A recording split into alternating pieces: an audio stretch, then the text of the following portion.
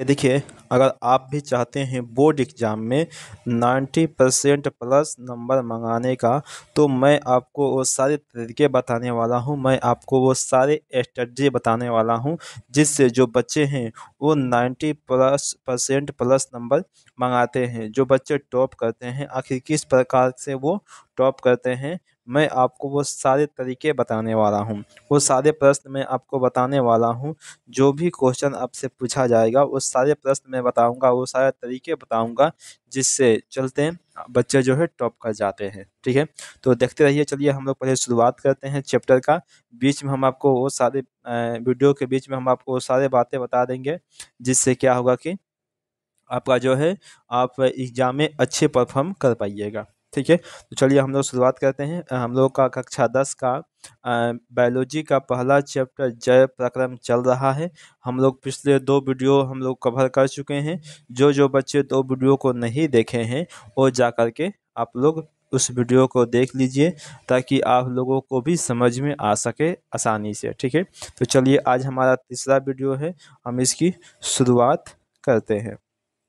देखिए, प्रश्न है कि अमीबा में पोषण किस प्रकार से होता है।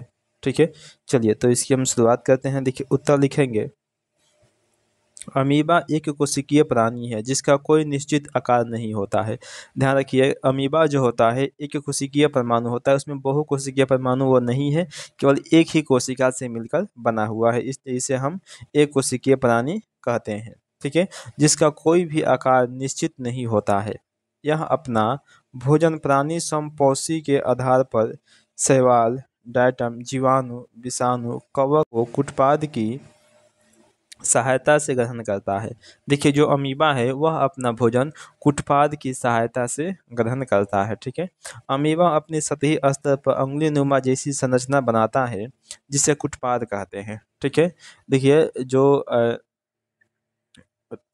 अमीबा है वह अपने सतह पर अंगुली जैसा संरचना बनाता है, लंबा लंबा करके दोनों बगल से, जिसे कुटपाद कहते हैं।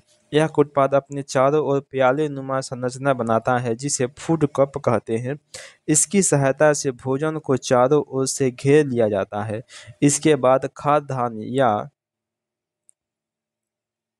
रसधानी का निर्माण कर अमीबा अपने शरीर से एंजाइम का स्राव करता है, जैसे ट्रिप्सिन, पेप्सिन, एमाइलेज इत्यादि। यह एंजाइम भोजन को पचाने का कार्य करता है। भोजन का पाचन खाद्य रिक्तिका में होती है, और इस प्रकार से अमीबा सारा पोषक तत्व को ग्रहण कर अनपचा पदार्थ को छिद्र की या रिक्ति के सहारे बाहर निकाल देता है, और इस प्रकार से अमीबा अपना पोषण का जो है कार्य करते रहता है। ठीक है, चलिए देखते हैं हम लोग। अगला प्रश्न हमारे पास है कि हमारे अमाशय में HCl अम्ल की क्या भूमिका होती है। तो उत्तर लिखेंगे। देखिए कि अमाशय में HCl अम्ल की बहुत बड़ी भूमिका होती है। यह हमारे शरीर में प्रतिदिन 3 से 4 लीटर स्रावित होता है, लगभग, यानी कि 3 लीटर प्रतिदिन स्रावित होता है। कौन सा? तो HCl अम्ल, और ये अमाशय में होता है, जिसका प्रमुख कार्य हानिकारक जीवाणुओं को नष्ट करना और रोगों से सुरक्षा प्रदान करना है। अमाशय के जठर ग्रंथि से जठर रस तथा पेप्सिन एंजाइम का स्राव होता है, जो प्रतिदिन जटिल अणुओं को छोटे छोटे खंडों में तोड़ देता है, जिसे पेप्टोन कहा जाता है। ठीक है, आगे देखिए। अगला प्रश्न हमारे पास है कि दंत क्षरण किसे कहते हैं। दंत क्षरण क्या है? लिखेंगे। उत्तर, पानी में फ्लोराइड की मात्रा बढ़ जाने से अनेक जीवाणु कोशिका भोज्य पदार्थ के साथ मिलकर दांतों पर चिपक जाते हैं और दांतों को क्षरण करना शुरू कर देते हैं। चूंकि भोजन अम्ल से अभिक्रिया करके दांत की परत को मुलायम कर देता है, अतः ज़्यादा मीठे भोजन का सेवन नहीं करना चाहिए। ठीक है, उनके लगातार हम या फिर ज़्यादा मीठे भोजन का सेवन कर रहे हैं या फिर लगातार कर रहे हैं, तो उससे हमारे दांतों का क्षरण होने का डर बना रहेगा। ठीक है, दांत आपके सड़ सकता है। अगला प्रश्न हमारे पास है कि आहार नाल किसे कहते हैं। लिखेंगे कि आहार नाल एक लंबी कुंडली सी रचना होती है, जिसकी लंबाई लगभग 8 से 10 मीटर होती है। इसकी शुरुआत मुख्य गुहा से होती है और यह गुदा यानी कि मल द्वार तक फैला होता है। ठीक है। देखिए, जो आहार नाल होता है इसका लंबाई जो है 8 से 10 मीटर होता है। आपसे यह ऑब्जेक्टिव में भी पूछ सकता है कि आहार नाल की लंबाई कितनी होती है, तो लिखेंगे 8 से 10 मीटर। चल देखिए, यहाँ देखिए कह रहा है कि मानव पाचन तंत्र का सचित्र वर्णन कर। देखिए, ये पाचन तंत्र है, ये मुख हो गया, ये ग्रसनी हो गया, ये आपका ग्रसनी हो गया, ये ग्रास नली हो गया, ये अमाशय है, ये छोटी आंत है, और ये जो आपका बड़ी आंत है, और लास्ट में क्या होता है कि मल द्वार होता है। देखिए, यहाँ पर लिखा है मलाशय, यानी कि ये जो है आपका मल द्वार है। समझा गया कि मानव पाचन तंत्र में प्रमुख अंग एवं ग्रंथि भाग लेते हैं। पहला है मुख गुहा, यह है मुख आपका, इसे मुख गुहा बोलते हैं। कि मुख गुहा आहार नाल का सबसे पहला अंग है। अंग है। भोजन के पाचन की शुरुआत मुख से ही होती है। मुख जिस गुहा में जाकर खुलती है उसे मुख गुहा कहते हैं। इसमें दांत, जीभ एवं लाल ग्रंथि पाई जाती है। इसमें दांत का कार्य भोजन को छोटे छोटे टुकड़ों में बांटना और लाल ग्रंथि से लाल स्रावित स्रावित होता है। ठीक है, लाल स्रावित होता है, जिसे जीभ भोजन को मिलाने का कार्य करता है।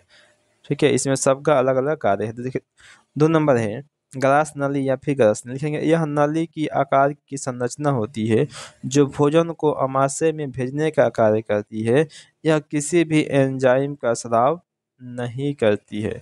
इसका काम बस यही है कि भोजन को अमाशय में पहुंचा दे, बस यह है कि रास्ता है पहुंचाने का, बाकी इसका कोई काम नहीं होता है।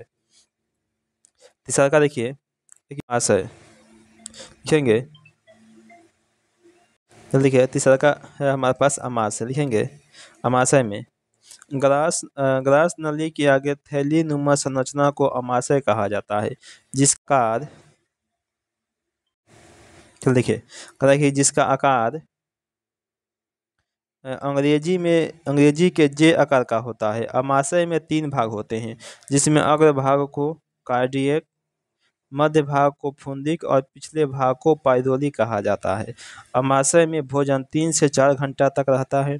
अमाशय में गाढ़ा लेयी पदार्थ को काइन कहा जाता है, काइन कहा जाता है, जबकि तरल पदार्थ को चाइल कहा जाता है। अमाशय से पेप्सिन और लाइपेज एंजाइम का जो है स्राव होता रहता है।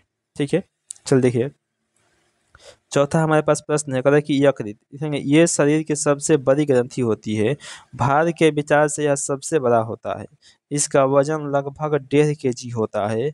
यकृत से पीत रस का स्राव होता है, जो भोजन को क्षारीय बनाने का काम करता है। ठीक है, जो वसा का विखंडन करने के लिए तैयार करता है। ठीक है, इसका यही काम है यकृत का। 5वां है, देखिए अग्नाशय। लिखेंगे यह अमाशय और छोटी आंत के बीच में स्थिर रहता है। जो अग्नाशय होता है वह अमाशय और छोटी आंत के बीच में रहता है। इसमें से लाइपेज नामक एंजाइम का स्राव होता है। इसका मुख्य काम वसा को अम्ल में बदलना होता है। ठीक है, क्योंकि भोजन जो है अम्ल में ही पचता है। चलिए,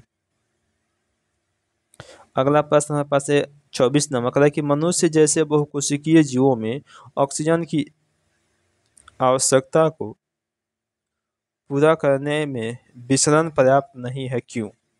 लिखेंगे उत्तर, मनुष्य जैसे बहुकोशिकीय जीवों का शरीर विशाल विशाल और जटिल होता है। उनके शरीर की सभी कोशिकाएं वातावरण के संपर्क में नहीं रहती है। विसरण वातावरण के संपर्क में रहने वाली कुछ कोशिकाओं में ही हो सकता है। यही कारण है कि विसरण द्वारा इन जीवों में पर्याप्त मात्रा में ऑक्सीजन की आपूर्ति संभव नहीं होती है।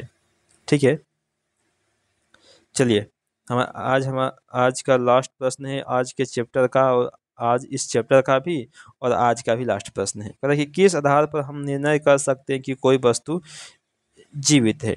अब देखिए, एक ही बात करेंगे कि श्वास लेना या फिर वृद्धि करना, गति करना एवं टूट फूट की मरम्मत करना ही क्या हो सकता है। अगर कोई व्यक्ति जीवित है तो सांस लेगा, सीधी सी बात है सांस लेना। आप एक वर्ड में लिख सकते हैं सांस लेना। इस आधार पर हम निर्णय ले सकते हैं कि जो व्यक्ति है वो चाहे जो वस्तु है वो जीवित है या फिर नहीं है। 26 नंबर प्रश्न है कि किसी जीव द्वारा कौन सी बाहरी कच्ची सामग्री प्रयोग की जाती है। ठीक है, देखिए ये भी 26 नंबर क्वेश्चन है। ठीक है, उत्तर लिखेंगे इसका कि ऑक्सीजन, कार्बन डाइऑक्साइड एवं भोजन, सौर ऊर्जा। 27 नंबर प्रश्न है हमारे पास कि जीवन के लिए कौन सा, अरे ये तो पूरा दिख नहीं रहा है, ये जीवन के लिए कौन सा क्रम अनिवार्य है। तो उत्तर लिखेंगे श्वसन, वृद्धि, गति, पोषण एवं उत्सर्जन। ये सारी चीजें क्या है, जीवन के लिए बहुत ही अनिवार्य होते हैं। ठीक है, चलिए आज के इस वीडियो में चैप्टर नंबर 1 को हमने समाप्त कर दिया। अब कल के वीडियो में हम लोग चैप्टर नंबर 2 पढ़ेंगे जो कि श्वसन है। ठीक है, आज के वीडियो में हम सभी समाप्त कर दिए हैं। ठीक है, अगर आपको वीडियो अच्छा लगा हो तो प्लीज़ आपसे रिक्वेस्ट है कि आप लोग क्या करें कि एक लाइक ज़रूर करें। ठीक है, और चैनल पर अगर पहली बार आए हैं तो प्लीज़ आपसे रिक्वेस्ट है चैनल को सब्सक्राइब भी कर दीजिए और अपने दोस्तों में शेयर कर दीजिए। और सबसे इम्पोर्टेंट बात ये है कि आप लोग एक शेयर तो बोल दिए है ना।